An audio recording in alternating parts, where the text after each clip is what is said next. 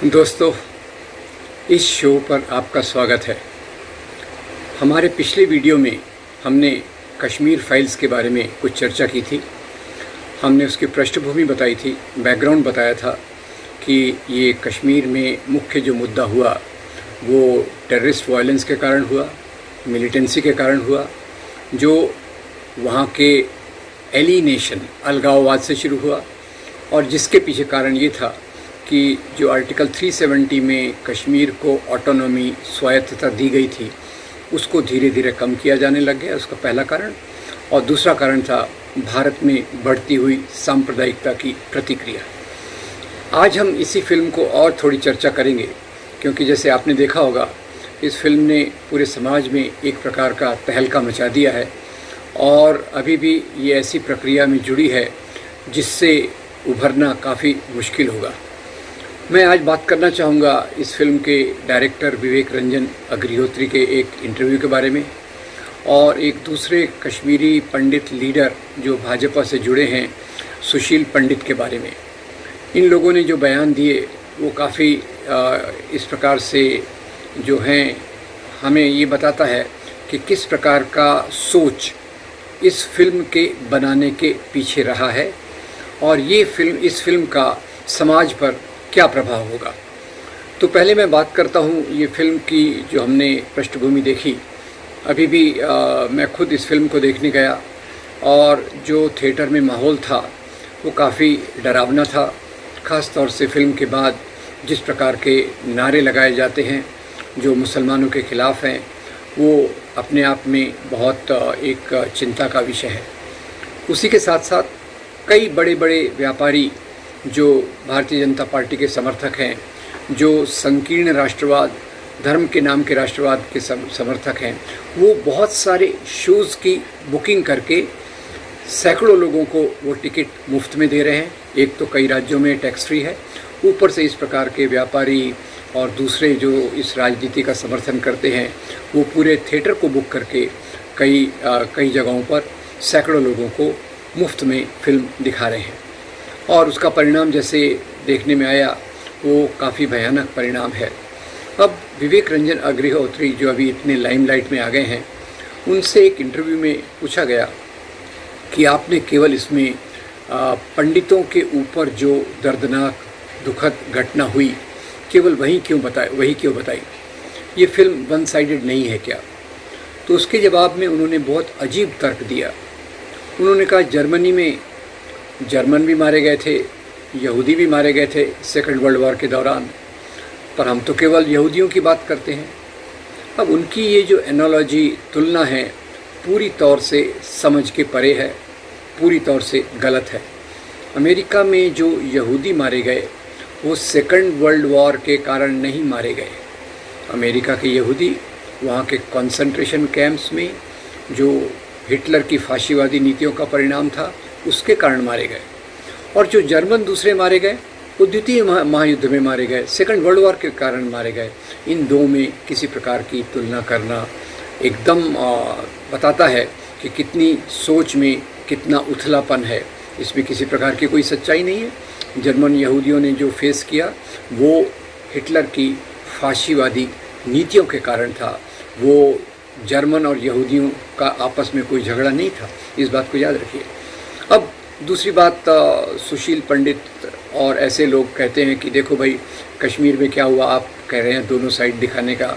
ये तो वहाँ के मुसलमानों ने पंडितों को मारा और एक भी घटना नहीं हुई कि जहाँ पंडितों ने मुसलमान को मारा। अब ये भी बहुत एक सोच है जो सच्चाई से परे है। ये बात बिल्कुल सच है, ये बात बिल्कुल सच है कि कश्मीरी पंडितों ने किसी प्रकार की हिंसा नहीं की, उन्होंने किसी इस प्रकार की हिंसा में भाग नहीं लिया। इस सच्चाई से बिल्कुल मैं पूरी तौर से सहमत हूँ। पर सवाल है कि क्या ये कश्मीरी मुसलमानों और कश्मीरी पंडितों के बीच का झगड़ा था? बिल्कुल नहीं। ये जो झगड़ा था इसमें बहुत सारे फैक्टर्स इन्वॉल्व हैं, बहुत सारे इसके पहलू हैं और इसका मुख्य पहलू जो है वो है वहाँ की मिलिटेंसी, टेररिज्म, जिसका आम मुसलमान कोई समर्थन ज़्यादा नहीं करते थे। हाँ, कई आम मुसलमानों में भी थोड़े मोड़े उसके समर्थक होंगे, पर जो हिंसा का मुख्य कारण था वो वहाँ का अलगाववाद, मिलिटेंसी, टेररिज्म। तो एक थर्ड पार्टी है जहाँ ये नेता लोग बताने की कोशिश कर रहे हैं कश्मीरी पंडित वर्सेस कश्मीरी मुस्लिम, वो पूरी तौर से गलत है। कश्मीरी पंडित और कश्मीरी मुस्लिम ये वर्सेस का सवाल नहीं है, ये दोनों साथ साथ थे बहुत सारे चीज़ों में, उस पर भी मैं आऊँगा। तो ये कितना गलत देखने का तरीका है कि भाई कश्मीरी मुसलमानों ने मारा पर पंडितों ने तो किसी को नहीं मारा। ये सोचने का तरीका ही पूरी तौर से गलत है, क्योंकि कश्मीरी मुसलमानों ने नहीं मारा, आतंकवादियों ने मारा, जिनकी ट्रेनिंग पाकिस्तान में हुई थी, जो एक प्रकार के आतंकवाद जिसका जन्म अमेरिका की नीतियों के कारण हुआ, जिसके कारण वो उस एरिया में फला फूला, उसके प्रभाव के कारण ये आतंकवादियों ने अपना रुख बदला। और यहाँ फिर से मैं दोहरा दूँ कि शुरू में जो कश्मीर में उथल पुथल थी, पहले वो कश्मीरियत के आधार पर पूरी तौर से ऑटोनॉमी के लिए थी। उसके बाद ये एंटी इंडिया रुख इसने अपनाया, और जब इस प्रकार के मिलिटेंसी का प्रभाव हुआ, जो मिलिटेंट पाकिस्तान से ट्रेनिंग लेकर आए थे, जिन पर अलकायदा जैसी विचारधारा का प्रभाव था, तो उन्होंने कश्मीरी पंडितों को टारगेट किया, जो अपने आप में एक बहुत दुखद घटना है। अब ये दो चीज़ों को क्लियर कर दें कि किस आधार पे ये आज एक नफ़रत का हथियार बनाई जा रही है। अगर इसको हम कश्मीरी मुस्लिम्स और कश्मीरी पंडितों का सवाल बनाएं, तो ये हिंदू बनाम मुस्लिम का जो एक ढर्रा यहाँ चला रखा है, उसी में फिट होता है, जो जिसका सच्चाई से कोई लेना देना नहीं है। अब इसी में मैं एक और महत्वपूर्ण बात पर आपका ध्यान दिलाना चाहूँगा। वो अभी सबरंग इंडिया को अपने दिए हुए एक इंटरव्यू में संजय टिक्कू, कौन है ये संजय टिक्कू? ये संजय टिक्कू जो हैं, ये कश्मीरी पंडित संघर्ष समिति के अध्यक्ष हैं। मैं इनका उल्लेख क्यों कर रहा हूँ? पहली बात तो जो विवेक रंजन अग्निहोत्री और बाकी लोग कहते हैं कि कश्मीर में अभी पंडित नहीं रह रहे, वो पूरी तौर से गलत है। संजय टिक्कू अपने इस इंटरव्यू में, सबरंग को दिए हुए इंटरव्यू में कहते हैं, नंबर 1 कि वहाँ 800 कश्मीरी पंडित परिवार अभी भी रह रहे हैं, और ये जो समिति है ये उनके अधिकारों की रक्षा के लिए, उनकी सुरक्षा के लिए, उनकी बेहतरी के लिए ये काम करती है। अब ये बात पता नहीं इस प्रकार के लोगों को फिल्म में क्यों नहीं दिखाया गया, और संजय टिक्कू आगे एक बहुत महत्वपूर्ण बात बताते हैं। अपने इंटरव्यू में बताते हैं कि ज़्यादातर कश्मीरी पंडितों का जो पलायन हुआ वो 1990 मार्च के बाद शुरू हुआ, और ये जो मिलिटेंट थे ये मस्जिदों के अंदर, वो मैंने पिछली बार बताया, मस्जिदों से किस प्रकार से बहुत खूंखार बयान आते थे, लाउड स्पीकर पर बयान आते थे, लीफलेट आते थे। वो एक बात है, वो बात तो बिल्कुल बताई गई, पर क्या नहीं बताया गया, क्या नहीं बताया गया वो ये है कि उन दिनों ये मिलिटेंट्स, टेररिस्ट आकर मस्जिदों के अंदर लिस्ट एक लगाते थे, वो जो टारगेट लिस्ट की टारगेट पर कौन कौन है, उनके निशाने पर नेशनल कॉन्फ्रेंस के बहुत सारे नेता, जैसे मैंने पिछली बार उल्लेख किया था ना, सबसे पहला जो पॉलिटिकल मर्डर था वो मोहम्मद यूसुफ हलवाई का था। तो वो लिस्ट बनाते थे कि उनके निशाने पर कौन कौन है। तो जो स्थानीय मुसलमान थे जो मस्जिदों में जाते थे वो लिस्ट को देखते थे, और वो क्या करते थे, उनका पड़ोस का जो कश्मीरी पंडित है अगर उसका नाम उस लिस्ट में है, तो ऐसे बहुत सारे वाक़े हुए जहाँ स्थानीय मुसलमानों ने अपने कश्मीरी पंडित पड़ोसियों को बताया कि आपका नाम हिट लिस्ट पे है, आप अपनी सुरक्षा का इंतज़ाम कीजिए। तो ये एक सच्चाई जो दिल को छू जाने वाली है, और ये भी बताती है कि कश्मीरियत का कल्चर, कश्मीर की सभ्यता वास्तव में कितनी गहरी और महत्वपूर्ण है। मैं उम्मीद करता हूँ कि संजय टिक्कू के इस बयान को हम लोग सीरियसली लें और इस इंटरव्यू को भी एक महत्व से देखें।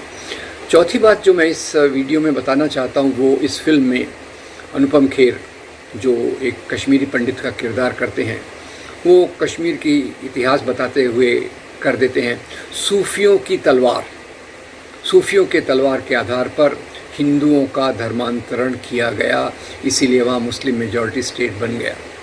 इससे गलत कोई बात नहीं हो सकती। पहले आप सोचिए, सूफ़ी परंपरा अपने आप में शांति और सद्भाव के लिए जानी जाती है। सूफियों को मानने वाले हिंदू मुसलमान लोग इसलिए थे कि क्योंकि उनकी शिक्षाओं से उनको राहत मिलती थी, शांति मिलती थी।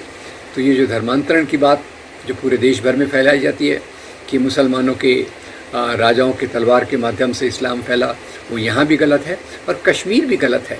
इसमें मैं आपको एक कोट दूंगा, रतन लाल हंगलू की एक किताब है state in medieval Kashmir. State in medieval Kashmir में रतन लाल हंगलू ये पूरी स्पष्ट तौर से बताते हैं कि वहाँ जो ज़्यादा धर्मांतरण हुए वो सूफियों के प्रभाव में तो खैर हुए, पर वो तलवार पे नहीं हुए, और किसी प्रकार के वहाँ जो राजा आते जाते रहे उनके प्रभाव में हुए। मुख्य रूप से ये वर्ण व्यवस्था, जाति व्यवस्था के अत्याचार से बचने के लिए हुए। ये बात मैं पहले भी बता चुका हूँ कि स्वामी विवेकानंद ने अपनी रचनाओं में, अपने पत्र में इसी बात को साफ किया कि जो इस्लाम को कबूल किया गया वो जाति व्यवस्था, वर्ण व्यवस्था के अत्याचार से बचने के लिए लोगों ने उस प्रकार से किया। और दोस्तों, इसी बहाने जो मैं अंतिम बात इस वीडियो में बताना चाहता हूँ वो ये कि कश्मीर की कश्मीरियत ये एक वास्तविक में एक बहुत महत्वपूर्ण परंपरा रही है। लल दद और नूरुद्दीन नूरानी ये वहाँ की सभ्यता के बहुत बड़े प्रतीक रहे हैं।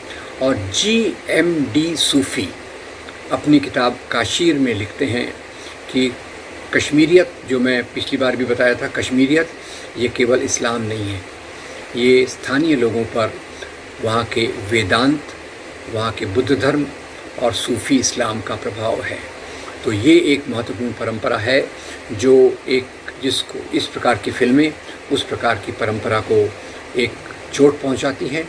और संजय टिक्कू की एक अंतिम बात मैं आपको बता दूं, संजय टिक्कू अपनी बात में एक और बात कहते हैं कि इस प्रकार की फिल्मों की पायरेटेड कॉपी तो कश्मीर में आ जाएगी और लोग वहाँ देखेंगे, तो उससे फिर से वहाँ एक माहौल ख़राब होने की संभावना है। तो ये सब चीज़ों के आधार पर जो ये फिल्म इतनी क्रूडली, अंग्रेज़ी में जिसको कहते हैं क्रूडली, जो हिंसा बताती है, हिंसा की कई घटनाएं सच भी नहीं है, काउंटर क्लेम्स भी हैं कि ये सच्चाई के आधार पे नहीं है। तो इस प्रकार की फिल्मों से किस प्रकार से डील किया जाए, जबकि प्रधानमंत्री, सबसे बड़े संगठन के मोहन भागवत जी और धर्मगुरु, धार्मिक गुरु श्री रविशंकर जब इस फिल्म को प्रमोट करते हैं और इतने बड़े व्यापारी फ्री में इस फिल्म को दिखाते हैं, तो ये हमारे लिए एक ऐसा विषय है जिसके बारे में हमने गंभीरता से सोचना चाहिए। और फिर से मैं अपील करूँगा कि हम पूरी सच्चाई को जानें। जिन पर अन्याय हुआ है उन सब लोगों को न्याय मिलना चाहिए। कश्मीरी पंडितों को किस प्रकार से बसाया जाए, इस पर भी पूरा ध्यान दिया जाना चाहिए। और उनको जो भाजपा ये अपने इस मुद्दे को बार बार उठाते रहते हैं, भारतीय जनता पार्टी 13-14 साल तक केंद्र में शासन में रहने के बावजूद वो इस मुद्दे को हल क्यों नहीं कर पाए, ये भी एक सवाल है।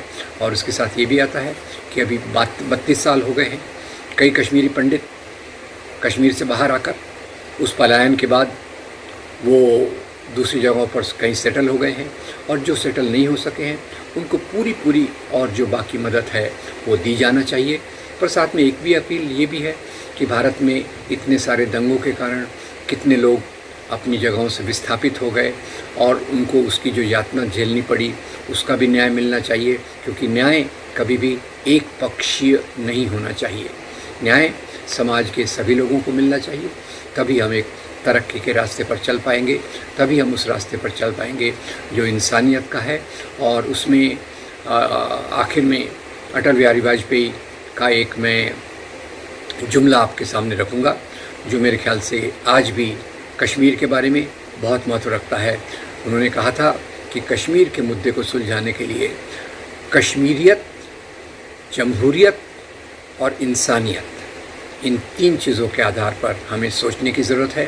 तो आज जो चल रहा है वो इंसानियत के विरोध में चल रहा है। आज जो चल रहा है वो कश्मीरियत पर एक प्रकार से आक्रमण है।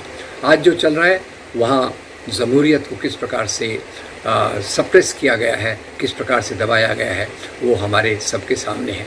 तो हम पूरी सजगता से इस फिल्म को अगर देखते हैं तो उस एक सकारात्मक संदेश समाज में कैसे फैले उसके बारे में बात करें, और वही एक अच्छे रास्ते पर जाने का तरीका होगा। अंत में आपका धन्यवाद। अगर आपको ये वीडियो अच्छा लगा तो इसे लाइक कीजिए, इसे फॉरवर्ड कीजिए और हमारे चैनल को ज़रूर सब्सक्राइब कीजिए। Thank you very much.